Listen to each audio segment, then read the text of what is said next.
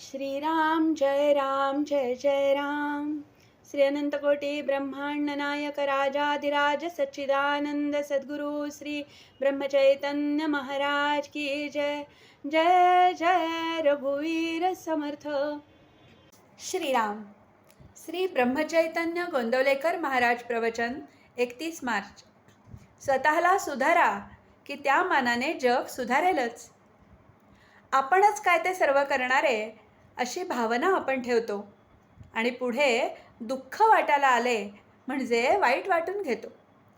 ज्याचे फळ आपल्या हाती नसते ते कर्म मी केले असे म्हणण्यात काय पुरुषार्थ आहे. मी भगवंताचे कृत्य भगवंताला अर्पण करतो असे म्हणतो, याचा सुद्धा अभिमान आपल्याला होतो.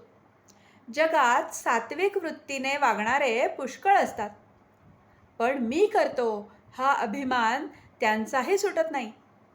खरोखर नुसत्या कर्माने परमार्थ साधत नाही. करता मी नाही हे समजले म्हणजे सर्व साधते. नसलेले करते पण आपल्याकडे ओढून घेऊन माणूस सुखी किंवा दुःखी होतो. ज्याच्याकडे करते पण आहे त्याला ते देऊन आपण सुखदुःखातीत राहावे.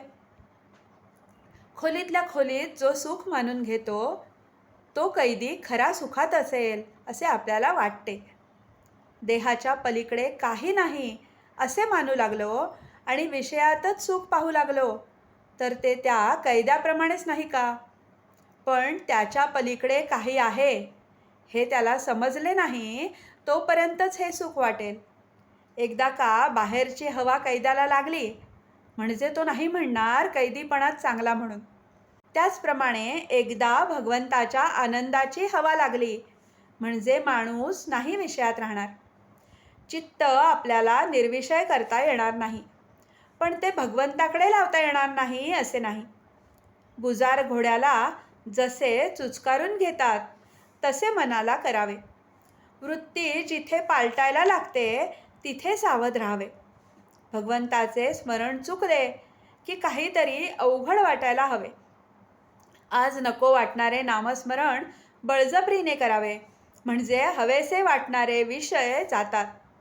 प्रापंचिक अडचणीतून जर आपण मार्ग काढतो तर मग परमार्थातल्या अडचणींना का भ्यावे. जर आज आपल्याला विवेकाने सुखी राहता आले नाही तर आपल्याला सुख कधीच मिळणार नाही. नुसते गिरीकंदरात जाऊन कुठे परमार्थ साधत असतो का. तसे असते तर तो माकडांनाही साधला असता. खालच्या प्राण्यांना आपले विकार आवरण्याचा विचार नसतो, पण मनुष्याला चांगले वाईट कळते. त्याला सारासार विचार करण्याची शक्ती आहे. ही त्याच्यावर भगवंताची कृपाच आहे. जग सुधारण्याच्या नादी आपण लागू नये. त्या कामासाठी लोक जन्माला यावे लागतात.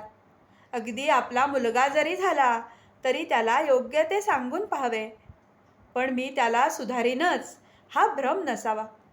स्वतःला सुधारा की त्या मानाने जग सुधारेलच. आजचे बोधवचन. कर्तव्य म्हणून वकील जसा भांडतो त्याप्रमाणे कर्तव्य म्हणून प्रामाणिकपणाने आपण प्रपंच करावा. त्यामध्ये भगवंताला विसरू नये. जानकी जीवन स्मरण. जय जय राम.